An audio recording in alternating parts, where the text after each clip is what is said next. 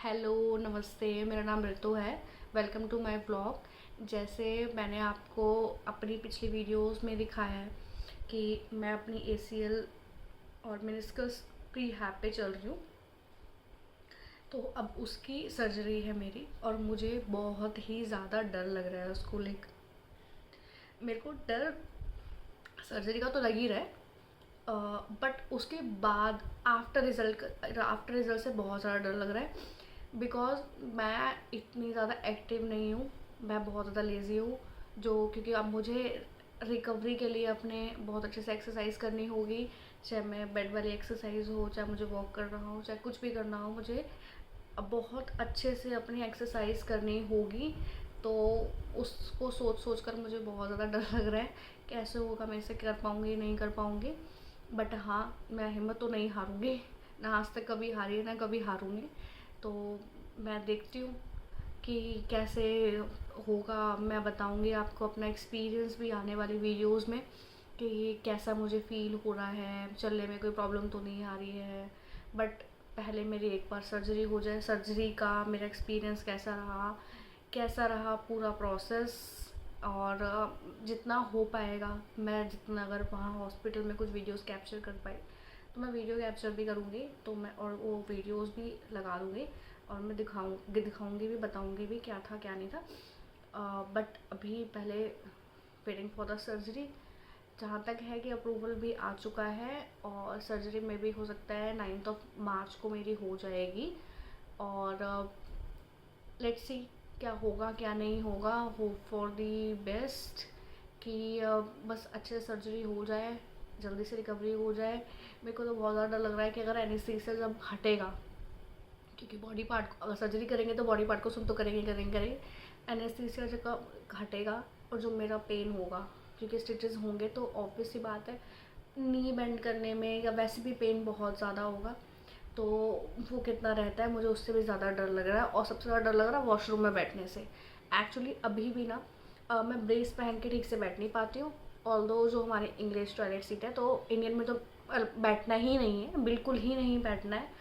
और जो ये वाली है, इसमें भी बहुत मुश्किल से बैठ पाती हूँ, नी बेंड करना होता है बहुत। ब्रेसेस पहन के तो बहुत ही मुश्किल होता है, मतलब आप लगा लो नी बिल्कुल ही बेंड नहीं होता। बिकॉज जो ये है, इसमें साइडों में मेटल्स लगे हुए हैं और बैक साइड में भी मेटल लगा हुआ है इस ब्रेस में, तो नी बिल्कुल ही बेंड नहीं होता, बिल्कुल स्ट्रेट रहता है।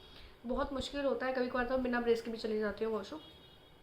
बट आफ्टर दी सर्जरी मुझे ये डर लग रहा है, स्टिचेस होंगे तो वॉशरूम कैसे यूज़ करूँगी, मेरा मेन कंसर्न ये है। बाकी देखते हैं, धीरे धीरे हो सकता है पेन किलर हो तो इतना फील ना हो। और जो भी होगा वो तो देखा ही जाएगा, अब तो क्या ही कर सकते हैं, करवानी तो है। डॉक्टर ने बताया कि अगर आप अपनी सर्जरी में डिले करोगे तो उसमें क्या होगा ना, इस केस में आपका जो नी का बेंड बेंड तो नहीं, जो मोबिलिटी का होता है लिगामेंट, वो वाला लिगामेंट सपोर्ट जो मेरा टीयर हो चुका है एसीएल, वो सपोर्ट करता है और वो मेरा टीयर हो चुका है। ठीक है। तो अगर मैं उसकी सर्जरी नहीं करवाती हूँ तो उससे क्या होगा, मेरा जो मेनिस्कस है वो पूरा का पूरा, जो हमारी घुटने की गद्दी बोलते हैं जिसको, जो हमारे जैसे फॉर एग्ज़ाम्पल हम जंप किया तो हमारे शॉक को एब्जॉर्ब करती है, तो वो जो है ना वो पूरी टीयर हो जाएगी। जो हमारे नी का कार्टिलेज है, जिसको हम घुटने का ग्रीस भी बोलते हैं, वो मेरा पूरा ख़त्म हो जाएगा। अगर मेरा पैर दोबारा ट्विस्ट हुआ या कहीं पे भी गलती से मैं गिर गई या लग गई, तो बाकी के जो लिगामेंट है हमारे एसीएल तो मेरा टीयर हो चुका है, जो हमारा पीसीएल जो हमारे घुटने को पीछे जाने से रोकता है, हमारा एमसीएल, हमारा एलसीएल, ये अगर टूट गया और बाकी कार्टिलेज भी ख़त्म हो गया, तो उसमें क्या होगा ना, जो मेरी घुटने की जो बोन्स है दोनों, हमारी टीबिया और फेमर, जो हमारी थाई बोन होती है और हमारी जो काफ की बोन होती है, वो आपस में दोनों घिसने लग जाएंगी, जिससे मुझे अर्थराइटिस की प्रॉब्लम आगे जाके हो सकती है और डेफिनेटली होगी। तो इसीलिए ये सर्जरी करवाना मेरे लिए जल्दी से जल्दी बहुत इम्पॉर्टेंट है।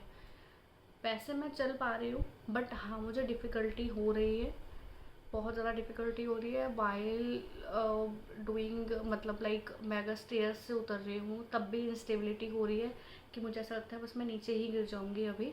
तो इसलिए मेरे लिए ये सर्जरी करवाना बहुत ही ज़्यादा इम्पॉर्टेंट है।